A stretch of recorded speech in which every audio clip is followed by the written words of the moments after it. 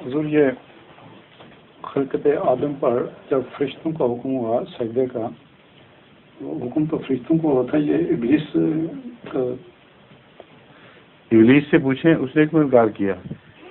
پھر پوچھا نہیں تھا اس نے، حضور کیسے انکار؟ نہیں، ابلیس نے کیا انکار. آپ ابلیس سے پوچھیں کہ حکم فرشتوں کو دیا جائے، تم کیوں بول پڑے بچے؟ قرآن کریم نے یہ بیان فرمایا کہ فرشتوں کو دیا، ابلیس انکار کر بیٹھا. صاف پتہ چلتا ہے کہ اس وقت خدا تعالیٰ نے یہ نہیں فرمایا کہ تم نے بولا بھی سب تو ہٹو ایک طرف، تم کون ہوتے بیچ میں دخل دے. اس کا مطلب ہے کہ جو بڑے بڑے سردار ہوتے ہیں قوموں کے لیڈر، جب ان کو مخاطب ہوتا ہے تو کمی کاری بھی شامل ہوتے ہیں ساتھ. یہ نہیں ہو سکتا کہ بادشاہ کسی بادشاہ کو حکم دے، یعنی اپنے متحد بادشاہ کو، اور وہاں کے عام لوگ اٹھ کھڑے ہوں کہ جی ہمیں تو نہیں حکم ملا.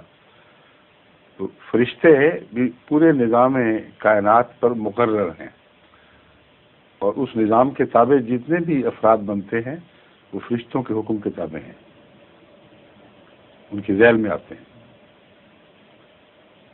آگے ظہور